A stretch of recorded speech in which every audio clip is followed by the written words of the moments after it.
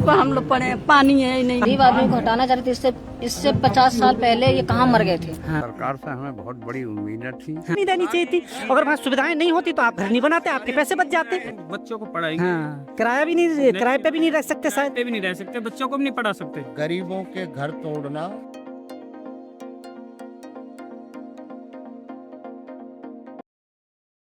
नमस्कार, आप देख रहे हैं JNN न्यूज़। मैं राजेश्वर चौहान फरीदाबाद में हूँ। इस वक्त फरीदाबाद में नेहरू कॉलोनी से लेके ना जाने अनगिनत कॉलोनियाँ सरकार की हिट लिस्ट में हैं, और वो भी इसलिए है कि हम आपका घर तोड़ेंगे या अनलीगल है। पर यकीन मानिए जनाब, ये जो घर हैं ना अभी तक शायद लीगल थे, पर अब अचानक अनलीगल हो गए, क्योंकि सरकार की वही नीति है कि काम निकल गया तो हम आपको पहचानते नहीं। वही इन लोगों के साथ हो रहा है। पर फिलहाल की जो अपडेट है वो ये है कि हाई कोर्ट ने स्टे लगा दिया है। स्टे का मतलब है थोड़ा सा आराम, पर टूटेंगे तो ज़रूर, क्योंकि सरकार जो चाहती है वही होता है। पर अब देखना ये है कि वाकई क्या इनके घर बच पाएंगे। जी, हम ये कहना चाहेंगे कि सरकार से हमें बहुत बड़ी उम्मीदें थी। हाँ, और जहाँ तक है अपने फरीदाबाद से हमने बड़ा ताकत लगा के और सरकार को जिताया है। हाँ। हर मंच पे हम सरकार के साथ में रहे हैं। हमें ये उम्मीदें नहीं थी ये ऐसा कि होगा। हमारे साथ में इतनी मेहनत करने के बाद में हमारी जो है सिर पर छत नहीं रहेगी। ये दुखद घड़ी की समय है कि इसमें ना कोई नोटिस, ना कोई खबर, और जो रात के अंदर जो बुलडोजर घूमा, इंसान है, हम इंसान है। इंसान है, एक चिड़िया का घोंसला पर तो मुझे लग रहा है बाबूजी, इंसान कहाँ हैं आप अब तो तो गरीब कहीं कीड़े मकोड़े हैं, शायद यही कीड़े ऐसा ही मकोड़े बर्ताव हैं। हुआ है। इंसान होते तो हमें इंसान के इतनी साथ ऐसा नहीं होता। उम्मीद सरकार से नहीं थी। हमें बहुत बड़ी झुग्गी झोपड़ी वालों के लिए बीजेपी सरकार से हमें उम्मीद थी कि ये सरकार हमारे छत के लिए देगी। जो इन्होंने कहा था कि जहाँ झुग्गी वही मकान, वहाँ हाँ, मकान, बिल्कुल। जहाँ खोखा वहाँ दुकान, सारा उल्टा, जहाँ झुग्गी वहाँ मैदान। सारा मैदान कर रहे हैं। सरकार गरीब जो- को नहीं चाहते। जो 60 साल से 50 साल से जो रह रही हैं, अपने खून पसीना की कमाई लगा कर, पेट की रोटी काट कर अपने मकान बनाए, हाँ। अपने बच्चों के लिए स्कूलन में भेज रहे हैं, सब कुछ खत्म हो गया एकदम। पर मैं ये जानना चाहता हूँ, अगर अनलीगली था तो क्यों इन्होंने बिजली के मीटर दिए, क्यों सीवर दिए? सुविधाएं नहीं देनी चाहिए थी। अगर वहाँ सुविधाएं नहीं होती तो आप घर नहीं बनाते, आपके पैसे बच जाते। सारी चीजें कॉलोनी में हाँ। हैं, ट्यूबवेल भी हैं, स्कूल भी हैं, डिस्पेंसरी बताइए। हैं, हर चीज की सुविधा, आशा वर्कर है, आंगन क्यों दिया अगर ये अनलीगल था तो? सारी चीजें हैं।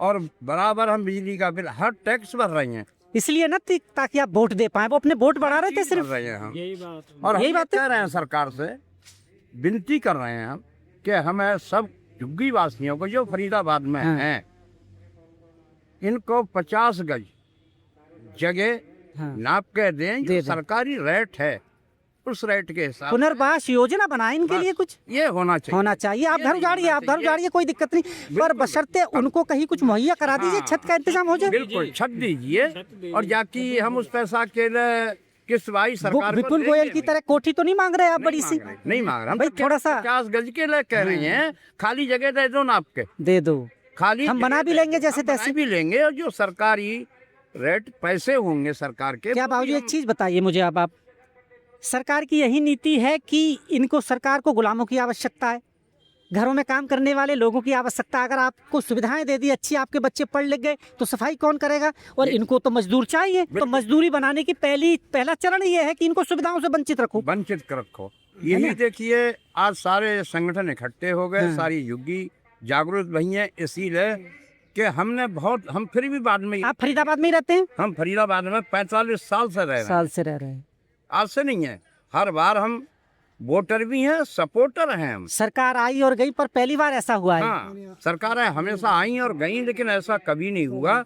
हम फिर भी आपके चैनल के माध्यम से हम विनती करेंगे अपने खास तौर मंत्री साहब से, विपुल गोयल जी हमारे शहर के बाशिंदा हैं, और 18 में भी हमने उन्हीं को वोट दिए, इस बार भी हमने उन्हीं को दिया। उनसे हमारी बहुत उम्मीदें हैं। मंत्री साहब से हम हाथ जोड़, और वो चाहे तो सब कुछ बेहतर हो सकता है, उनके हाथ में पावर है, है इतनी पावर है उनकी। पावर ये है कि चलो उसको तोड़ दीजिए, उसके बदले आपके पास फरीदाबाद में इतनी लैंड है सरकारी, वहाँ पर आपको जगह दे दी, जैसे आप कह रहे हैं, जितने गज भी है। मंत्री साहब की बहुत बड़ी पावर पावर है। सरकार में बैठे हैं, बड़ा पद बैठा है, लए हुए मंत्री साहब से, और इससे ज्यादा बड़ा पद मंत्री साहब को क्या मिलेगा? क्या मिलेगा? और तो हमारे आपके चैनल के माध्यम से हाथ जोड़ कर विनती है, मंत्री साहब इन झुग्गी झोपड़ी वालों के लिए अगर आज नहीं हुआ तो कभी जीवन में भी कुछ नहीं होगा। होगा। हमने बड़ा दिल से मंत्री साहब को हर जगह बहुत ज्यादा मेहनत करके जिताया। दिखता है। जनाब, ये कुछ कहना चाहते हैं आप? मैं ये कहना चाहता हूँ, क्योंकि इतना रोजगार नहीं कि आप शायद अपनी कमाई से घर खरीद कहीं अब तो नहीं खरीद पाएंगे आप, जिस हिसाब से सरकारों ने महंगाई कर रखी है। देखो मैं कहना चाहता हूँ क्योंकि हमारी सैलरी नहीं है, अब 10-12 हज़ार में हम बच्चों को पढ़ाएंगे। हाँ, किराया भी नहीं, किराए पे भी नहीं रह सकते शायद। पे भी नहीं रह सकते, बच्चों को भी नहीं पढ़ा सकते। तो सरकार मैंने कहा ना अभी पहला चरण है गुलामी का ये। सरकार तो ये चाहती है कि ये अपने बच्चों को अच्छे शिक्षा, अच्छे सुविधा नहीं दे सकते। सरकार चाहती थी, सरकार का एक नारा था, बेटी पढ़ाओ बेटी बचाओ, गरीबी हटाओ। जहाँ झुग्गी वही मकान, उसका क्या हुआ? पर सरकार गरीबी नहीं, गरीब को ही हटाना चाहती बताना चाहेंगे। है। इनको गरीबियों से कोई मतलब नहीं है। गरीब मतलब जो आरोप लगते थे बीजेपी पे, कहीं ना कहीं सही है कि ये अमीरों की पार्टी है, ये आरोप लगते आए पहले से। हाँ जी, अमीरों की पार्टी है, सही है ये बात। उद्योगपति की पार्टी है। गरीबों के बारे में क्या सोचती है? नहीं तो कर्मचारी फिर बात वहीं आ जाती है, प्रधानमंत्री जी पैर धो रहे थे, वो लोग इन्हीं झोपड़पट्टियों में रहते हैं, वो महलों में तो रहते नहीं, इन्हीं में से एक थे वो, और अब उनके घर उजड़ गए। ये तो देखो सरकार के इलेक्शन टाइम में एक नीति होती है, इलेक्शन कैसे जीतना। हाँ, ये तो वोट लेनी है इनको, जब वोट लेनी होती है तो कोई ना मतलब कोई ये चल रहा है इस सरकार में। एक आता है आपको मार पिटाई करके आपको रुला जाता है, दूसरा आके चुप कराता है कि अरे भाई साहब हम हैं। ये रणनीति है सिर्फ। रणनीति है। देखो जिस शहर में 3-3 मंत्री बास कर रहे हो, हाँ। राजेश नागर, कृष्ण पाल गुर्जर, दीपिल अच्छा, जी। नेहरू कॉलोनी को तोड़ा क्यों? क्या बताया, क्या बनेगा वहाँ? रोड चौड़ा होगा, क्या है मामला? हाँ, अभी तो स्पष्ट नहीं करा है। बस सरकार ने कहा हमें जगह खाली चाहिए। जब एक कॉलोनी टूट गई, समझ लो पूरे फरीदाबाद की झुग्गी।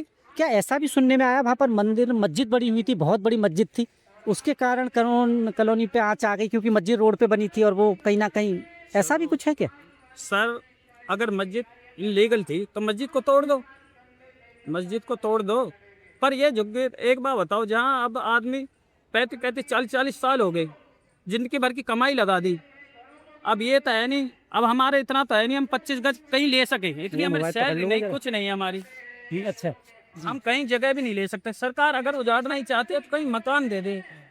देखो हमारे अपने बच्चों को हम कहीं सर छुपा के रह सके, इतना तो सरकार कर सकती है, वोट सपोर्ट रहे। और इन्हें तो नहीं लगता सरकारों को, वो तो फरमान सुना दे सुना ना कहूँ। अब एक चीज है, आपके जो अपोजिशन के किसी नेता कोई ऐसे विपक्ष के हैं, वो साथ दे रहे हैं, कोई आया नहीं आया, इस वक्त सब शांत हैं, सब शांत, किसी को लेना नहीं, किसी को कोई गरीबों से कोई लेना देना नहीं है।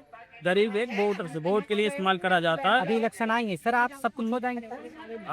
एक तो ये कहते हैं हम गरीबों के साथ, गरीबों के मसीहा हैं, अन्य पार्टी से आते हैं लोग, पर अब कोई गरीबों के साथ अब कोई पार्टी नहीं सुनती हुई। जनाब आप देख लीजिए, ये पता है कौन है? ये टाटा है, ये बाबूजी है ना, इनकी फैक्ट्री चल रही है फरीदाबाद में 4-5, बहुत अमीर आदमी है ये।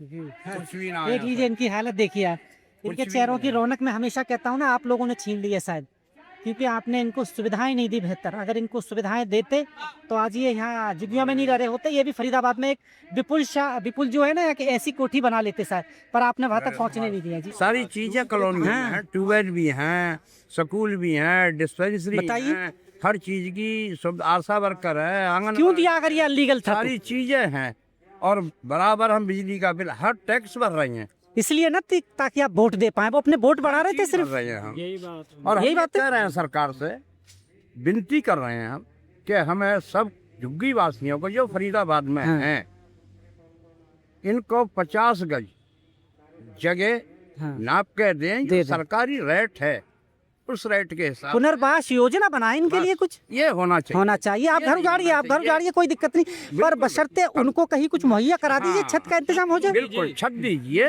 और जाकि हम उस पैसा के किस भाई सरकार को विपुल देंगे गोयल की नहीं। तरह कोठी तो नहीं मांग रहे आप बड़ी सी? नहीं मांग रहा, भाई थोड़ा सा 50 गज के लिए कह रहे हैं, खाली जगह दे दो नाप के, दे दो, खाली हम बना जगह भी दे लेंगे दो, जैसे हम बना तैसे। भी लेंगे, और जो सरकारी रेट पैसे होंगे सरकार के, क्या वो भी बाबूजी एक हम- चीज बताइए मुझे, अब आप, सरकार की यही नीति है कि इनको सरकार को गुलामों की आवश्यकता है? घरों में काम करने वाले लोगों की आवश्यकता, अगर आपको सुविधाएं दे दी अच्छी, आपके बच्चे पढ़ लिख गए तो सफाई कौन करेगा? और इनको तो मजदूर चाहिए, तो मजदूरी बनाने की पहला चरण ये है कि इनको सुविधाओं से वंचित रखो। वंचित रखो। यही देखिए आज सारे संगठन इकट्ठे हो गए, सारी युग्गी जागरूक भई हैं, इसीलिए कि हम फिर भी बाद में। आप फरीदाबाद में ही रहते हैं? हम फरीदाबाद में 45 साल से रह रहे हैं। आज से नहीं है, हर बार हम वोटर भी हैं, सपोर्टर हैं हम। सरकार आई और गई, पर पहली बार ऐसा हुआ है। हाँ, सरकारें हमेशा आई और गई, लेकिन ऐसा कभी नहीं हुआ।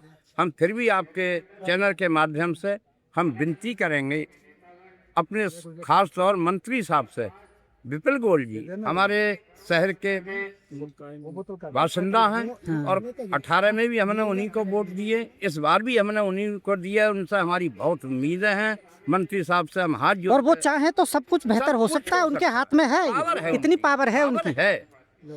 पावर ये है कि चलो उसको तोड़ दीजिए, उसके बदले आपके पास फरीदाबाद में इतनी लैंड है सरकारी, वहाँ पर आपको जगह दे दीजिए, जैसा आप कह रहे हैं, जितने गज भी है। मंत्री साहब की बहुत बड़ी पावर है, सरकार में बैठे हैं, बड़ा पद बैठा है, लए हुए हैं मंत्री साहब से, और इससे ज्यादा बड़ा पद मंत्री साहब को क्या मिलेगा? और तो हमारे आपके चैनल के माध्यम से हाथ जोड़ कर विनती है, मंत्री साहब इन झुग्गी झोपड़ी वालों के लिए अगर आज नहीं हुआ तो कभी जीवन में भी कुछ नहीं होगा। हमने बड़ा दिल से मंत्री साहब को हर जगह बहुत ज्यादा मेहनत करके जिताया। जनाब कुछ कहना चाहते हैं आप? मैं ये कहना चाहता हूँ, क्योंकि इतना रोजगार नहीं कि आप शायद अपनी कमाई से घर खरीद कहीं अब तो नहीं खरीद पाएंगे आप, जिस हिसाब से सरकारों ने महंगाई कर रखी है। देखो मैं कहना चाहता हूँ, इतनी हमारी सैलरी नहीं है, अब 10-12 हज़ार में हम बच्चों को पढ़ाएंगे। हाँ, किराया भी नहीं, किराए पे भी नहीं रह सकते, शायद भी नहीं रह सकते, बच्चों को भी नहीं पढ़ा सकते। सरकार तो मैंने कहा ना अभी पहला चरण है गुलामी का। ये सरकार तो ये चाहती है कि ये अपने बच्चों को अच्छे शिक्षा, अच्छे सुविधा नहीं दे सकते। सरकार चाहती थी, सरकार का एक नारा था, बेटी पढ़ाओ बेटी बचाओ, गरीबी हटाओ। जहाँ झुग्गी वही मकान, उसका क्या हुआ? पर सरकार गरीबी नहीं, गरीबी को ही हटाना चाहती। इनको गरीबियों से कोई मतलब नहीं है। गरीब मतलब जो आरोप लगते थे बीजेपी पे कहीं ना कहीं सही है कि ये अमीरों की पार्टी है, ये आरोप लगते आए पहले से। हाँ जी, अमीरों की पार्टी है, सही है ये बात। उद्योगपति की पार्टी है, गरीबों के बारे में क्या सोचती है? नहीं तो कर्मचारी। फिर बात वहीं आ जाती है, प्रधानमंत्री जी पैर धो रहे थे, वो लोग इन्हीं झोपड़पट्टियों में रहते हैं, वो महलों में तो रहते नहीं, इन्हीं में से एक थे वो, और अब उनके घर उजड़ गए।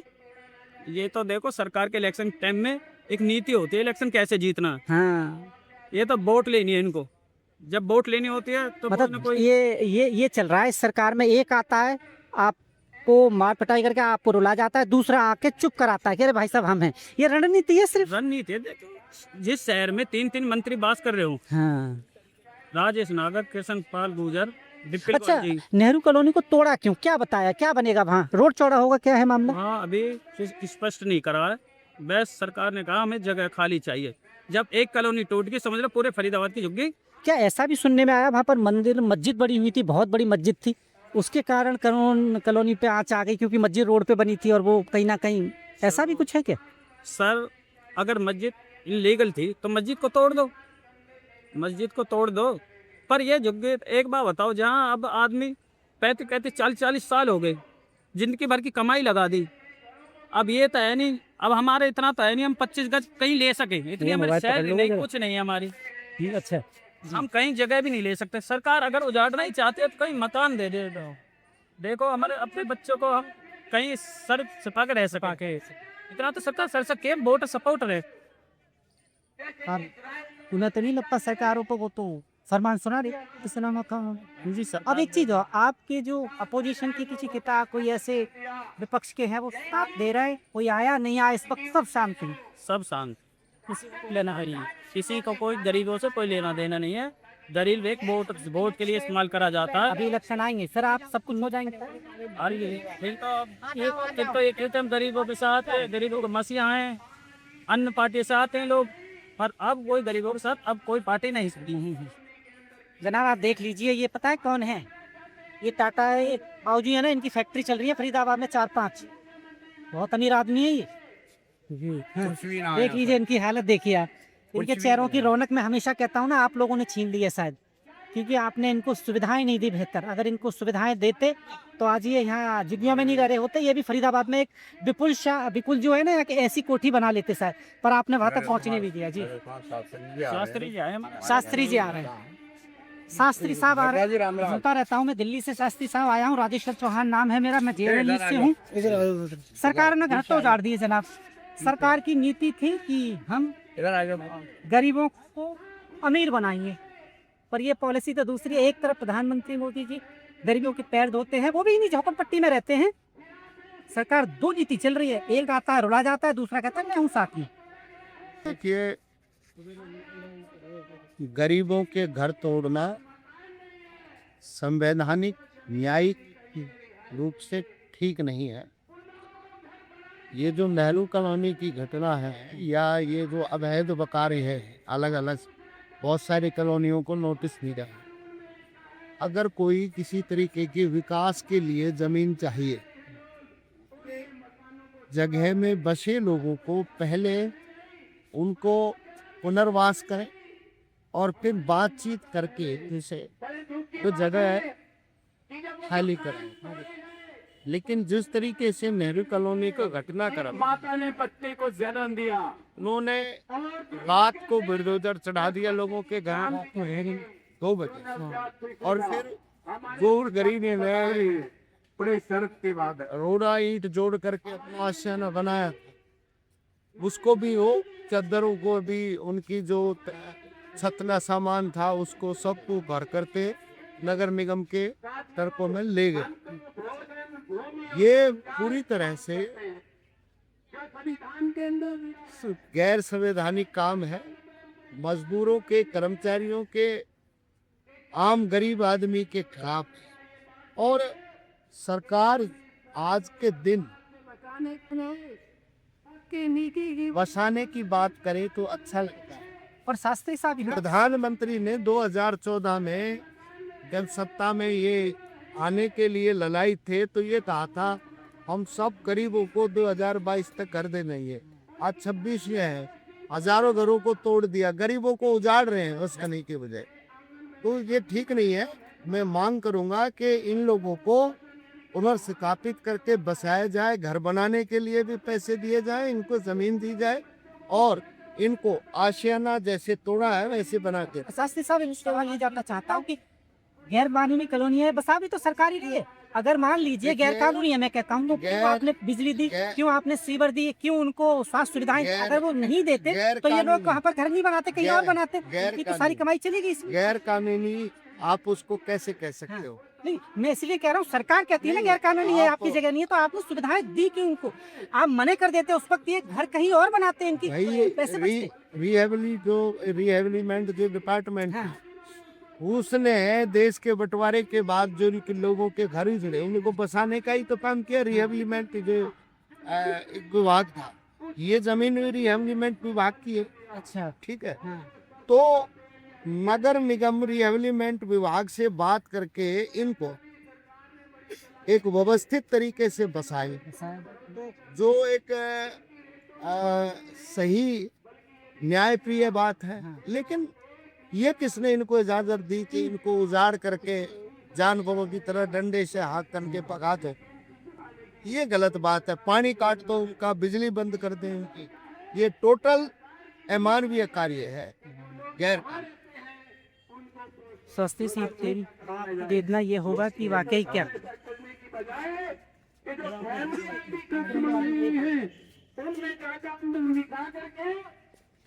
शास्त्री साहब है। आपने अक्सर देखा होगा कि सफाई कर्मचारियों से लेकर सारे लोगों की लड़ाई लड़ते रहते हैं। अब देखना ये है गरीब आदमियों को क्या इंसाफ मिलेगा।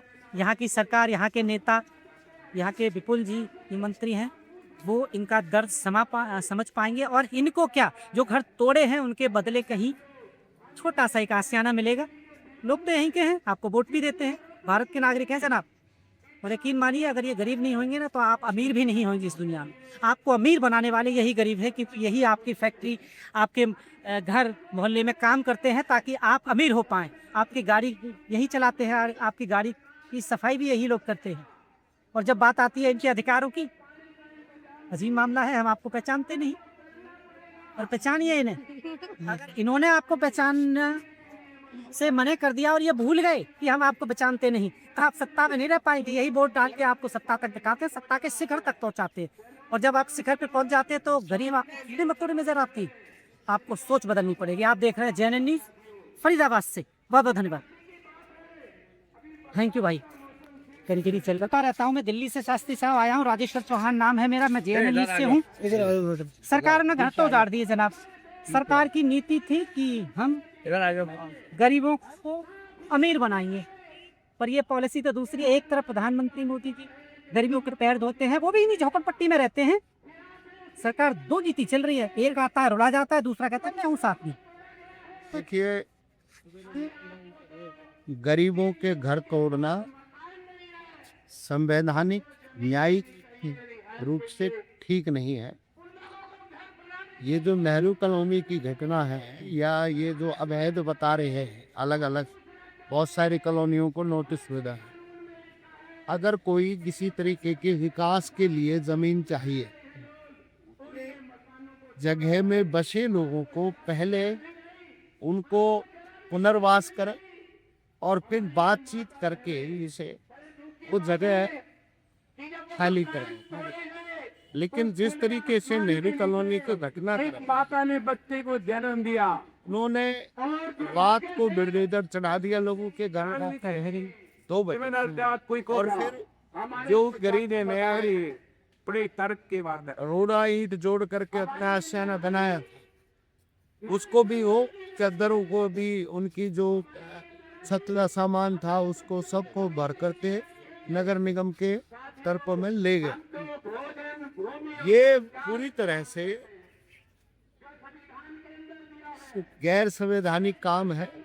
मजदूरों के, कर्मचारियों के, आम गरीब आदमी के खिलाफ। और सरकार आज के दिन बसाने की बात करे तो अच्छा लगता है। और शास्त्री साहब, प्रधानमंत्री ने 2014 में जब सत्ता में ये आने के लिए लड़ाई थे तो ये कहा था हम सब गरीबों को 2022 तक कर दे लेंगे।